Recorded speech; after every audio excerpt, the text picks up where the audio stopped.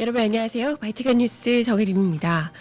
요즘 정말 검찰이 신이 난 것 같습니다. 이 광명교육감 2억 사건을 두고 그 어느 때보다 또 발빠르게 민첩하게 수사에 착수를 하고 있는데요.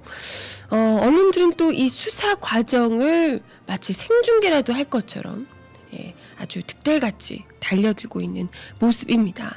하지만 이러한 분위기 속에서 정작 가장 중요한 수사가 묻혀버린 듯한 느낌이 드는데요. 여러분 이 보도 보셨나요? 지난 4월 캐나다로 도주했던 부산저축은행 로비스트 박태규 씨가 지난 주말에 입국했습니다. 그리고 오늘 중으로 검찰이 구속영장을 청구할 방침인데요.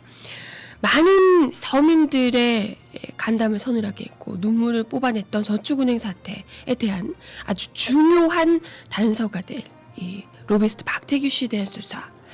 다른 언론들에서는 주목하지 않을지언정 발칙한 뉴스에서는 낱낱이 파헤쳐봐야죠. 그죠?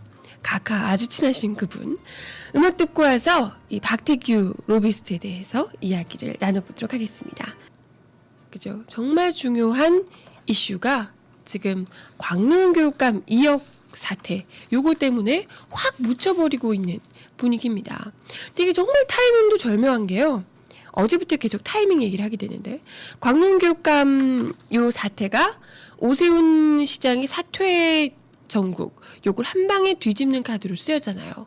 근데 요거 때문에 지금 대부분의 언론들이 거의 이거에 집중하고 있어요. 광명교육감이 2억을 받았니 줬니 많이 왜 줬니 둘 사이에 어떤 관계니 대가성이 있었니 없니 이것 때문에 모든 언론사들이 그 촉각을 곤두세우고 있거든요.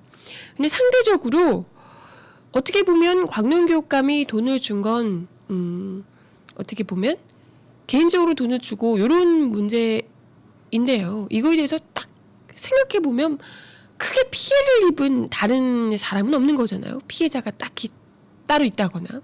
근데 이 저축은행 사태 같은 경우에는 정말 수천 명이 이 엄청난 피해를 입은 그것도 일반 서민들이 엄청난 피해를 입은 사건임에도 불구하고 이 저축은행 사태의 거의 핵심 관계자라고 볼 수 있는 이 로비스트죠. 박태규 씨가 지난 주말 귀국했다. 그래서 30일인 오늘 검찰이 구속영장을 청구할 예정이다. 이런 기사 관련해서는 대다수 언론들에서 정말 아주 조그맣게 나오거나 그리고 사람들이 별로 관심을 가지지 않을 법한 집중적으로 수사를 안 하는 거죠. 수사가 아니라 집중적인 보도를 안 하는 거죠. 대충 그냥 귀국했다더라 뭐 이런 식으로만 하고 있는 겁니다. 그래서 어떻게 보면 이분이 4월부터 캐나다로 떠돌았거든요. 캐나다로 나가셨거든요. 독필을 했는데 이분이 왜 이 타이밍에 박태규 씨가 왜 하필 이 타이밍에 귀국을 하셨을까? 요것도 중요한 거고요. 그러니까 어떻게 보면 광노현 카드로 오세훈 정국과 요 저축은행 사태 두 개를 한 번에 일타쌍피로 잡으려고 한 게 아닌가라는 생각이 들기도 합니다. 그래서 지금 뭐 광명교육감의 이야기도 이야기지만 이 이면에 가려진 어떻게 보면 가리기 위해서 이러한 것들 가리기 위해서 던진 광노현 카드에 속지 말고 그건 그거고 그 검찰 수사는 그 검찰 수사고 보통 이 검찰에서 뭐 표적 수사, 기획 수사 이런 걸 하게 되면 우리가 익히 노무현 전 대통령 때도 그랬고 한명숙 전 총리 때도 그랬고 계속해서 이 보면 거의 실시간 중계하듯이 검찰하고 언론하고 주거니 받거니 이런 경향이 좀 있잖아요. 그런 거에 같이 놀아나서 혹해가지고 어버버하게 멍 때리면서 보다 보면 그들이 진정 감추려고 했던 중요한 문제들은 이 개구멍으로 다 옆구리로 다 빠져나갈 수 있다는 거. 이걸 좀 볼 필요가 있을 것 같습니다. 뭐 일단 광명교육감의 문제는 수사를 일단 한다고 하니까요. 수사가 되는 대로 내버려 두는 거고요. 그것 말고도 다른 이슈들이 무엇이 있는지 그게 얼만큼 중요한 건지 언론에서 제대로 집중 보도를 안 하고 있다더라도 이게 정말 중요하구나. 이런 건 좀 볼 필요가 있을 것 같습니다. 일단 좀 자세하게 이야기를 드릴게요.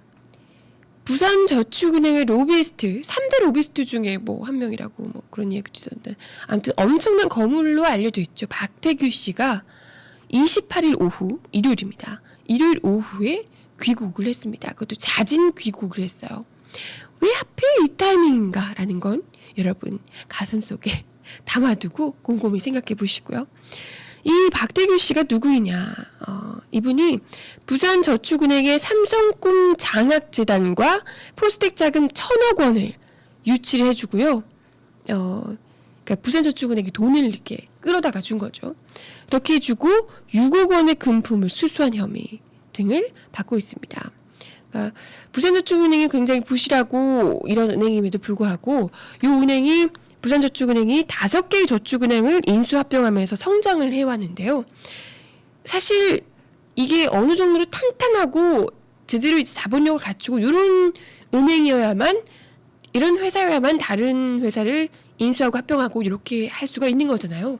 근데 그 정도로 급이 안 됨에도 불구하고 부산저축은행이 5개의 은행들을 인수합병하고 엄청나게 몸집을 불려왔다는 거죠. 그러다가 지금 요 부산저축은행 사태 빵 터져서 난리가 난 거죠. 근데 이 제대로 자격도 안 되는 부산저축은행을 그 정도로 몸집을 키운 것이 누구인가? 여기에 돈을 끌어다 주는 역할을 한 것이 박태규 씨다라는 거고요. 박태규 씨가 과연 그럼 누구의 도움으로 이런 자금을 융통할 수 있도록 누구의 도움을 받고 해줬느냐, 혹은 누구의 지시를 받고 누구의 압력, 어쨌든 누구의 부탁을 받고 그렇게 했느냐, 이런 것들이 중요한 걸로, 중요한 뭐 수사를 할 지점으로 지금 남아 있는 겁니다. 근데 이 박태규 씨가 이제 그 구속영장이 청구가 되면 다들 지금 여야 할 것 없이 후덜덜 하고 있는 상황이라 그래요. 이분이 박태규 씨의 인맥이 정관계를 비롯해서 정말 전방위적인 인맥을 갖춘 인물이라 그래요. 이게 뭐 소망교회 다닌 이 집사까지 했다 그래요. 소망교회에서 집사까지 했던 인물이라서, 또 경남 함안이 고향이에요. 그래서 이제 여권 관계자들과 굉장히 많이 친분을 다지고 있는데, 여권 관계자뿐만이 아니고 웬만한 정치인들은, 오래 한 정치인들은 이 사람하고 밥 한 번 안 먹어본 사람이 없다라고 정치권 관계자가 이야기를 하고 있다 그래요. 그래서 정말 마당발에 모르는 사람이 없는 뭐 이런 인맥이었다고 하고요. 그죠? 네. 그리고 또 이 사람이 엄청난 인맥일 많을 것이다. 뒤를 봐주고 있는 사람이 있을 것이다. 라는 의심이 드는 게, 그 부산저축은행 수사가 본격화된 게 3월 15일이라 그래요. 그리고 이제 관련자들 입에서 박태규 로비스트에 관한 이야기, 이런 게 나오기 시작한 게 4월 20일쯤이라고 합니다. 그러면 관련자들이 입을 박태규라는 단어를 뱉기 시작한 게 4월 20일이면 그 이전까지는 부산저축은행 사태에 대해서 아무도 박태규하고 연관을 지어서 생각하는 사람이 없었다는 거잖아요. 근데 이 캐나다로 도주를 한 시점이 박태규 씨가 4월 20일부터 자기 이름이 나왔는데 4월 2일 날 도주를 했다는 거예요. 그게 무엇을 의미하겠느냐? 박태규 씨가 이미 자기 이름이 나오기 전에 부산저축은행 사태가 터지고 나서 요 수사가 되는가 하는 방향, 자기에게 뭔가 올 것이다, 이런 것을 미리 알고서 도피할 수 있을 만큼 정보력이 엄청난 이런 사람이었다는 거죠. 그죠? 그래서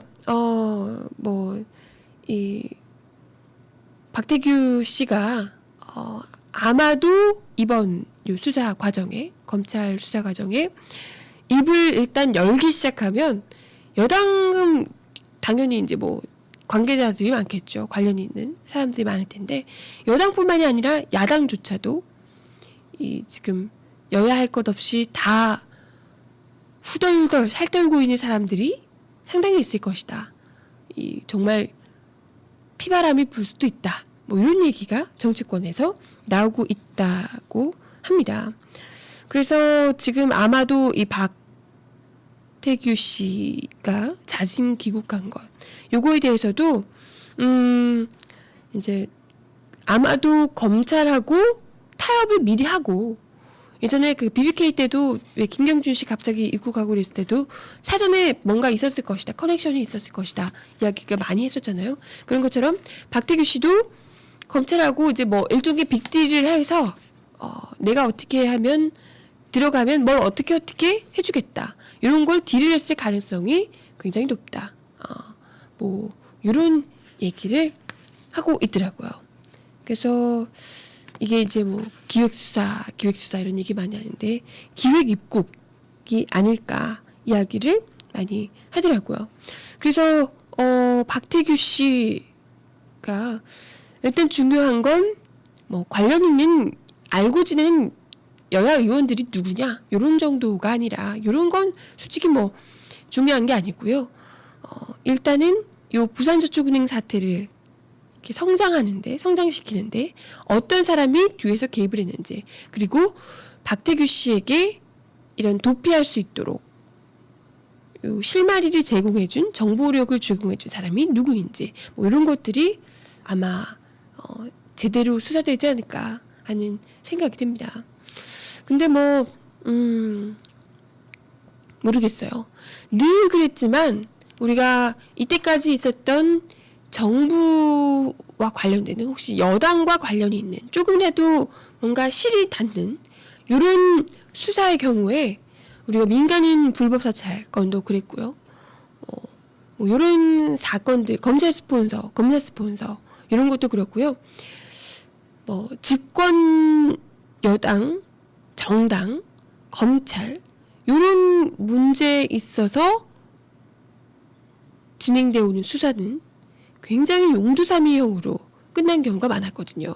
겉은 막 의리아리하게 시작을 하는데 우리가 한 채의 의혹도 남김없이 제대로 수사하겠다 이런 이야기를 하는데, 항상 보면 다른 사건 터져서 또 그걸 관심 가지다 보면 이 사건은 무혐의 처리되거나 무죄되거나 이도전이 아닌 혐의를 입증할 수 없다 이러면서 흐지부지 그냥 흘려버리는 경우가 굉장히 많거든요.